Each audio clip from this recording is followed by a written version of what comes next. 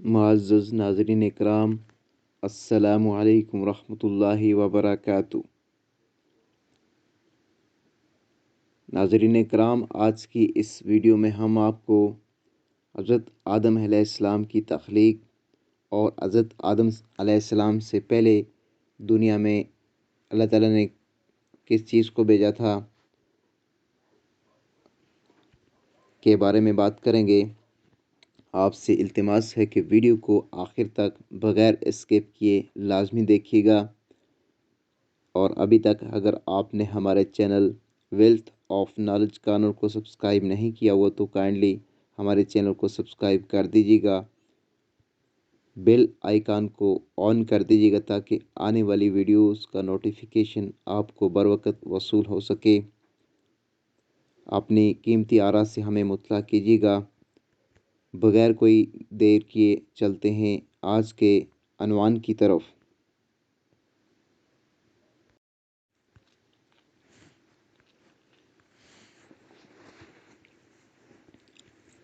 اللہ تعالیٰ نے انسانیت کو سیدھی راہ دکھانے کے لیے بہت سے نبی اور رسول علیہ السلام بھیجے ہیں، جن کی صحیح تعداد صرف اللہ عز و جل ہی کو معلوم ہے۔ البتہ چند انبیاء علیہ السلام کا ذکر اللہ عز و جل نے قرآن مجید اور رسول اکرم صلی اللہ علیہ وآلہ وسلم نے حدیث مبارکہ میں کیا ہے۔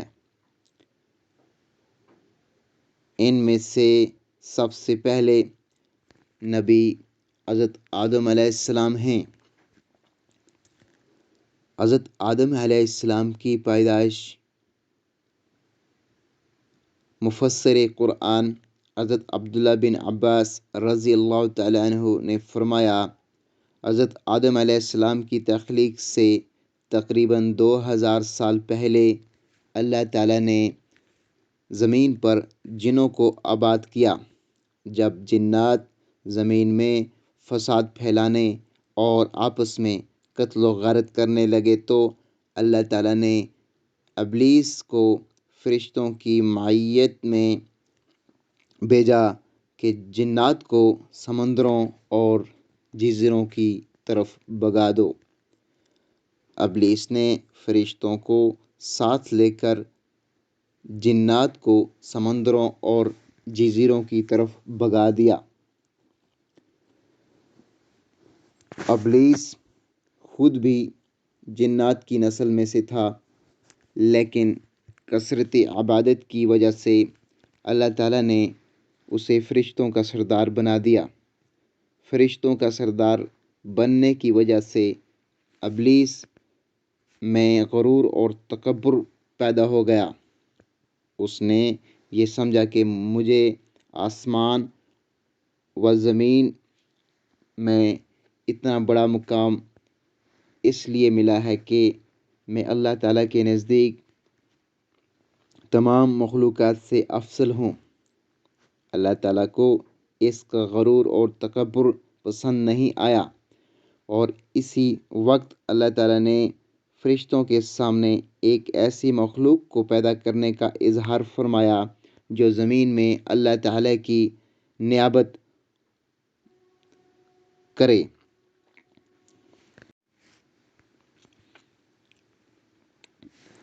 فرمان الہی ہے۔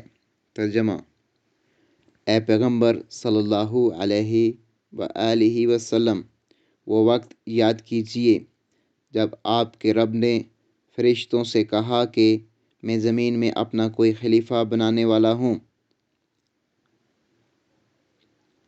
انہوں نے کہا، کیا آپ زمین میں ایسی مخلوق کو اپنا نائب بنانا چاہتے ہیں جو زمین میں فساد پھیلائے اور خون ریزی کرے، جبکہ ہم آپ کی حمد کے ساتھ تسبیح اور پاکیزگی بیان کرتے ہیں۔ اللہ تعالیٰ نے فرمایا، جو میں جانتا ہوں وہ تم نہیں جانتے۔ پھر اللہ عز و جل نے اپنی چاہت کو عملی جامہ پہناتے ہوئے حضرت آدم علیہ السلام کا پتلا اپنے ہاتھوں سے تیار کیا۔ فرمان الہی ہے۔ جس کا ترجمہ یہ ہے، اللہ تعالیٰ نے فرمایا، اے ابلیس، جسے میں نے اپنے ہاتھوں سے پیدا کیا ہے، اسے سجدہ کرنے سے تجھے کس چیز نے روکا؟ قیامت کے دن اہل ایمان جمع ہو کر حضرت آدم علیہ السلام کے پاس آئیں گے اور عرض کریں گے، آپ تمام انسانوں کے باپ ہیں، اللہ تعالیٰ نے آپ کو اپنے ہاتھ سے پیدا فرمایا، فرشتوں سے آپ کو سجدہ کروایا اور آپ کو چیزوں کے نام سکھائے، آپ اپنے رب کے سامنے ہماری سفارش کیجئے تاکہ ہمیں اس مصیبت سے نجات مل جائے۔ آپ علیہ السلام فرمائیں گے، آج اللہ تعالیٰ بہت غصے میں ہیں، آج سے پہلے کبھی اتنے غصے میں نہیں آئے تھے اور نہ ہی بعد میں آئیں گے۔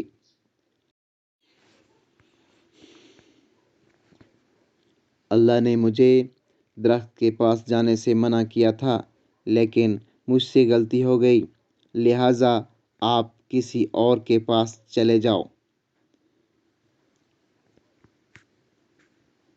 ایک دوسری حدیث میں ہے، سب سے افضل دن جمعہ کا ہے، اسی دن آدم علیہ السلام کو پیدا کیا گیا، اسی دن انہیں جنت میں داخل کیا گیا، اسی دن جنت سے نکالا گیا اور اسی دن قیامت قائم ہوگی۔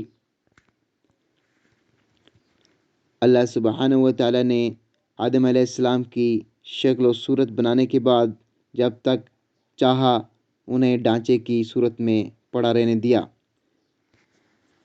ابلیس آدم کے پاس چکر لگاتا رہتا تھا، جب اس نے دیکھا کہ یہ جسم کھوکھلا ہے تو اس نے اندازہ کر لیا کہ یہ ایسی مخلوق ہے جو اپنے نفس پر قابو نہیں رکھ سکے گی۔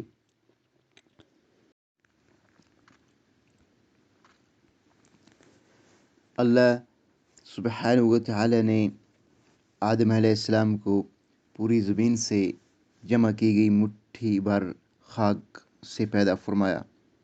اسی وجہ سے آدم علیہ السلام کی اولاد بھی مختلف رنگوں کی مٹی کے مطابق پیدا ہوتی ہے، ان میں سفید، سرخ، سیاہ اور درمیانی رنگوں کے بھی ہیں۔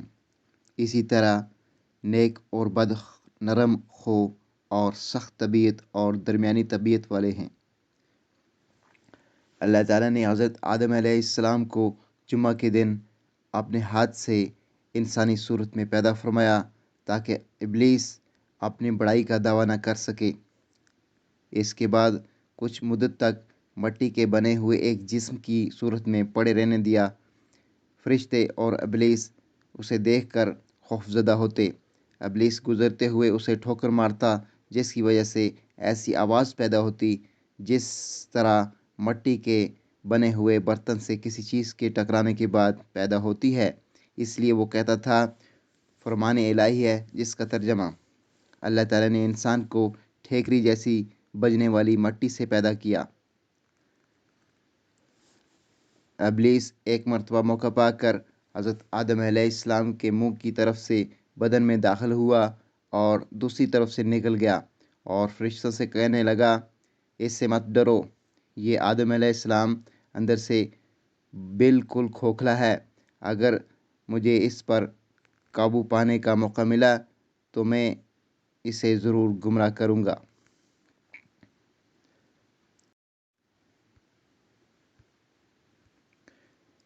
اللہ تعالیٰ نے آدم علیہ السلام کو پیدا کیا تو ان کا قد 60 ہاتھ لمبا بنایا، پھر ان میں روح پھونکی اور فرمایا،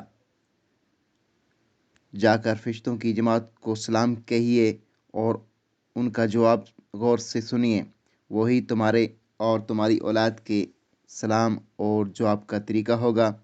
آدم علیہ السلام نے فرشتوں کی ایک جماعت کے پاس جا کر کہا، السلام علیکم۔ فرشتوں نے جواب دیا، السلام علیکہ ورحمۃ اللہ، یعنی ورحمۃ اللہ کا اضافہ کر دیا۔ جنت میں جو بھی داخل ہوگا وہ حضرت آدم علیہ السلام کی صورت پر یعنی 10 ہاتھ قد کا ہوگا۔ اس کے بعد آج تک مخلوق کے قد میں کمی ہوتی رہی ہے، یہاں تک کہ موجودہ صورت آ گئی۔ فرشتوں کو اولاد آدم کی خون ریزی کا علم کیسے ہوا؟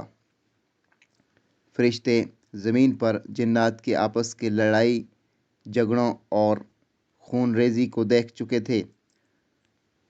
اس کو سامنے رکھتے ہوئے انہوں نے اولاد آدم کے بارے میں بھی یہ خدشہ ظاہر کیا کہ یہ بھی آپس میں خون ریزی کا ارتکاب کر سکتے ہیں۔ قتادہ رحمۃ اللہ علیہ نے فرمایا، فرشتے حضرت آدم علیہ السلام سے پہلے زمین پر آباد ہونے والی مخلوقات کے حالات دیکھ چکے تھے۔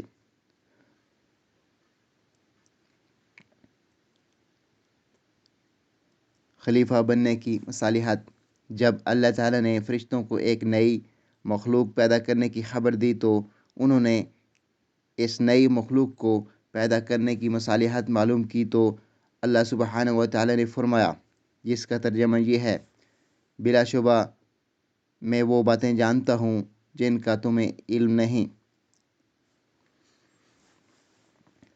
رسول اللہ صلی اللہ علیہ وآلہ وسلم کا فرمان ہے، جس کا مفہوم یہ ہے کہ جب فرشتے فجر کے وقت بندوں کے اعمال لے کر آسمان پر چڑھتے ہیں تو اللہ تعالیٰ جاننے کے باوجود ان سے پوچھتے ہیں کہ تم نے میرے بندوں کو کس حال میں چھوڑا؟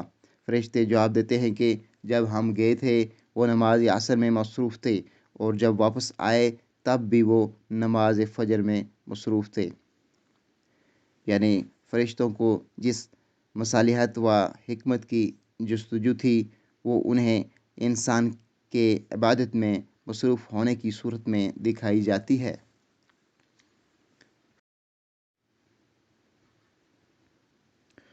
فرشتوں کا حضرت آدم علیہ السلام کے لیے سجدہ۔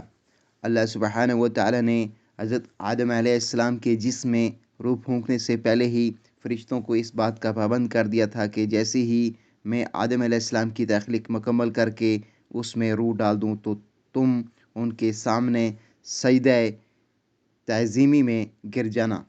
جب اللہ سبحانہ و تعالیٰ نے حضرت آدم علیہ السلام کی مکمل شکل و صورت بنانے کے بعد اس میں روح ڈال دی تو فرشتے اللہ تعالیٰ کی حکم کی تعمیل کرتے ہوئے فوراً حضرت آدم علیہ السلام کے سامنے سجدے میں گر گئے۔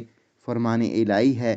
ترجمہ: اور یاد کیجیے جب آپ کے رب نے فرشتوں سے فرمایا کہ میں انسان کو کالی سڑی ہوئی کھنکھناتی مٹی یعنی سوکھے گارے سے پیدا کرنے والا ہوں، لہٰذا جب میں اسے پورا بنا لوں اور اس میں اپنی روح پھونک دوں تو تم سب اس کے آگے سجدہ ریز ہو جانا۔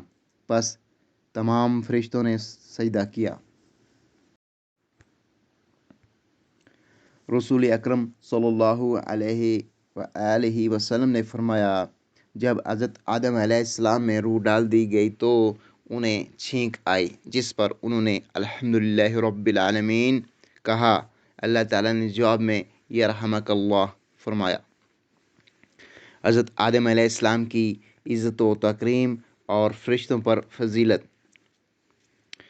حضرت آدم علیہ السلام کی عزت و تکریم کرتے ہوئے اللہ رب العزت نے انہیں اپنے مبارک ہاتھوں سے تخلیق فرمایا اور فرشتوں سے سجدہ کروایا۔ ابلیس کا حضرت آدم علیہ السلام کو سجدہ کرنے سے انکار۔ جب اللہ تعالیٰ نے فرشتوں کو حکم دیا کہ حضرت آدم علیہ السلام کو سجدہ کرو تو تمام فرشتوں نے اللہ تعالیٰ کے حکم کی تعمیل میں سجدہ کیا۔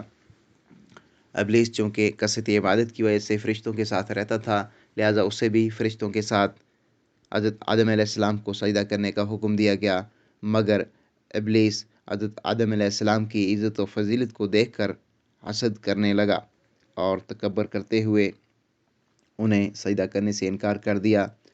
اللہ رب العزت نے اس سے سجدہ نہ کرنے کی وجہ پوچھی تو اس نے جواب دیا، میں آدم سے بہتر ہوں۔ فرمان الہی ہے، جس کا ترجمہ یہ ہے، اللہ ताला ने फरमाया, तुझे सजदा करने से किस चीज़ ने रोका जबकि मैंने तुझे हुक्म दिया था। इसने कहा, मैं इससे बेहतर हूँ। आपने मुझे आग से पैदा किया है और इसको मट्टी से पैदा किया है। हज़रत आदम अलैहिस्सलाम को अल्लाह ताला ने अपने हाथ से तख्लीक फरमा कर बुलंद मर्तबा अता किया और फरिश्तों से सजदा करवा कर आप अलैहिस्सलाम के शर्फ व मंज़िलत पर मोहर तस्दीक लगा दी।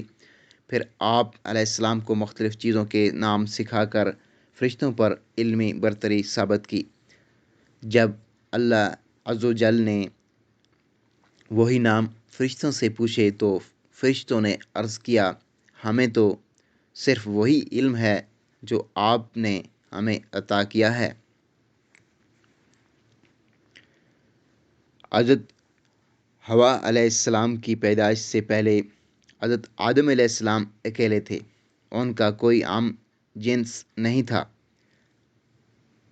अल्लाह सुब्हानहू व तआला ने उनकी दिलजोई और तस्कीन के लिए उन्हीं के जिस्म में से बाईं तरफ की छोटी पसली से हज़रत हवा अलैहिस्सलाम को पैदा फरमाया और उनकी बीवी बनाकर उन्हें जन्नत में रहने का हुक्म दिया।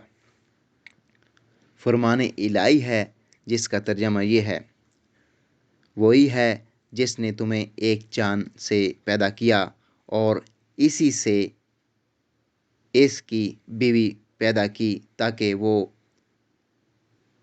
इससे सुकून हासिल करे।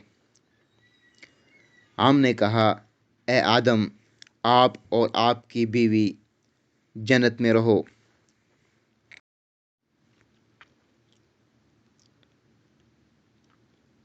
रसूल अकरम सल्लल्लाहु अलैहि वसल्लम का फरमाने आली शान है, औरतों से हुस्न सलूक से पेश आओ क्योंकि वो पसली से पैदा की गई हैं। अगर तुम इस पसली को सीधा करना चाहोगे तो इसे तोड़ बैठोगे।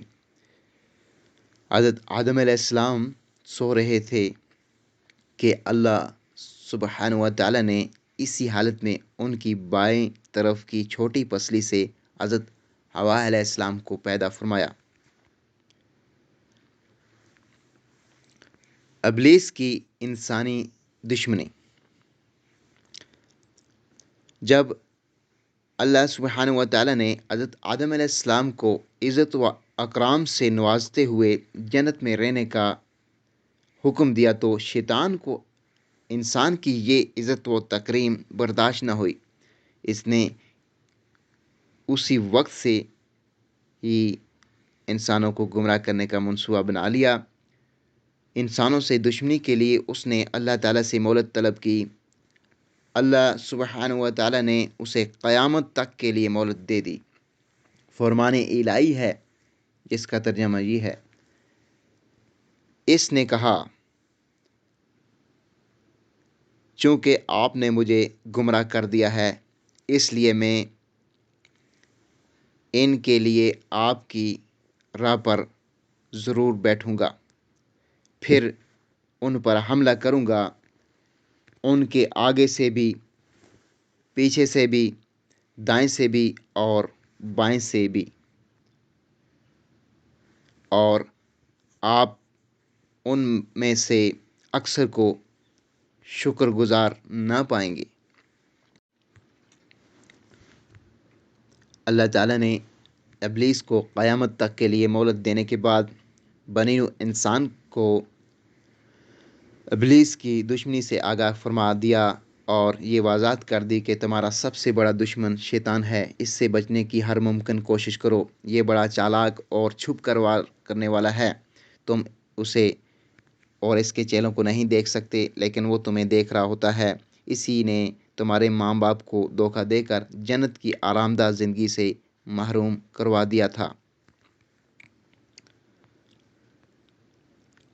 जब इब्लीस ने ये देखा कि अल्लाह ताला ने हज़रत आदम अलैहिस्सलाम اور حضرت حوا علیہ السلام کو عزت دیتے ہوئے انہیں جنت میں رہنے کا حکم دیا ہے، تو حسد کی آگ میں جل گیا اور انسانی دشمنی کا عملی مظاہرہ کرتے ہوئے انہیں جنت سے نکلوانے کے لیے چال چلنے لگا۔ وہ بڑا ہمدرد بن کر حضرت آدم علیہ السلام و حوا علیہ السلام کے پاس آ کر کہنے لگا کہ تمہیں معلوم نہیں کہ اس درخت کے قریب جانے سے تمہیں کیوں روکا گیا ہے؟ میں تمہیں ایک راز کی بات بتاتا ہوں۔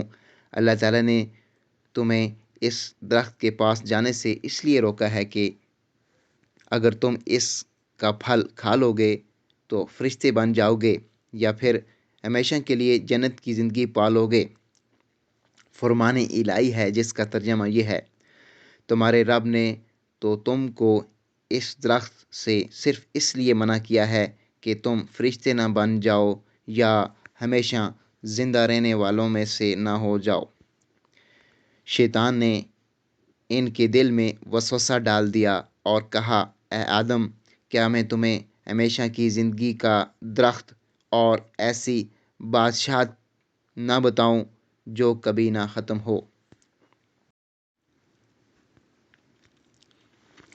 حضرت آدم و حوا علیہ السلام ابلیس کو اپنا ہمدرد اور خیرخواہ سمجھ کر اس کے بہکاوے میں آ گئے اور جس درخت کے پاس جانے سے اللہ رب العزت نے منع کیا تھا اس کے پاس چلے گئے، اور جیسے ہی اس درخت کا پھل چکھا تو ان کے جسم پر سے جنتی لباس فوراً اتر گیا۔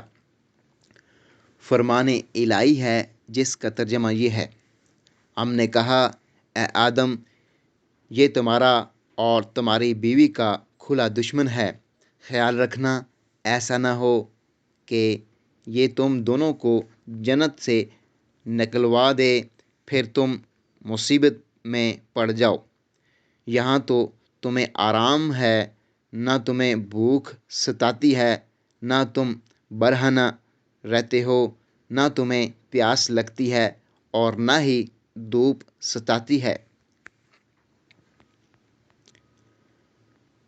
جب حضرت آدم و حوا علیہ السلام نے ابلیس کے بہکاوے میں آ کر ممنوع درخت کا پھل کھا لیا تو ان کے جنتی لباس اتر گئے اور اللہ سبحانہ و تعالیٰ نے انہیں زمین پر اترنے کا حکم دیا اور ساتھ ہی ابلیس کو بھی زمین پر اتار دیا۔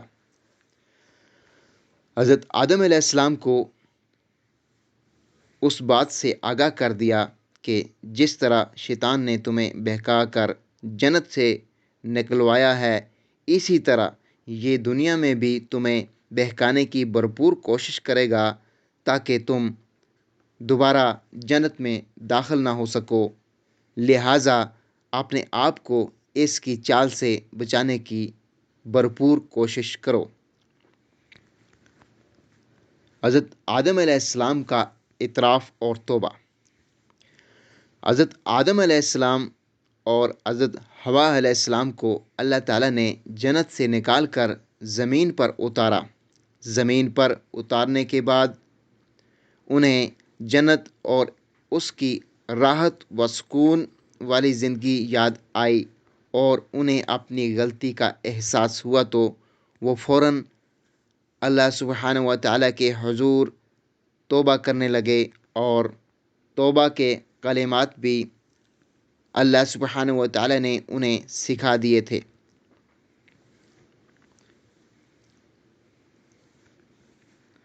حضرت آدم علیہ السلام اور حضرت حوا علیہ السلام کی اولاد، اللہ تعالیٰ نے آدم و حوا علیہ السلام کو بہت ساری اولاد عطا فرمائی۔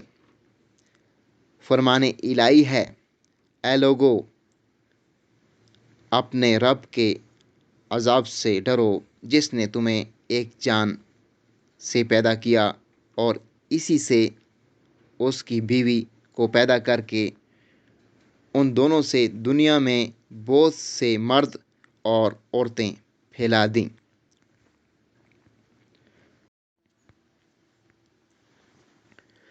حضرت آدم علیہ السلام کی وفات۔